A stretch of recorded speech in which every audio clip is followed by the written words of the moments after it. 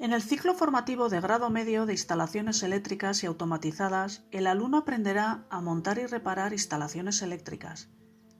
desde las instalaciones más básicas como locales, viviendas, hasta instalaciones más complejas como industrias y locales de pública concurrencia.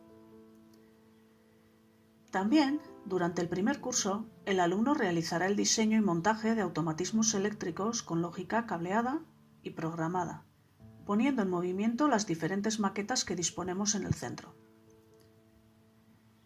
Además de todo esto, se realizan instalaciones fotovoltaicas, que con el cambio de legislación reciente se abre la puerta y hay esperanza de que haya oportunidades de trabajo en este sector a corto plazo, ya que hasta ahora ha estado bastante estancado. En segundo curso se da un salto más y se profundiza todo lo aprendido en primero introduciendo las instalaciones de telecomunicaciones y las domóticas, para las cuales el centro dispone de una sala donde se puede instalar y probar lo último en esta tecnología, sin dejar atrás módulos tan importantes como la electrónica, donde entre otras actividades programan con Arduino y se aficionan a la programación, creando todo aquello que se proponen y les despierte curiosidad e interés. Y todo esto con la base que dan los módulos de electrotecnia, máquinas eléctricas e instalaciones de distribución.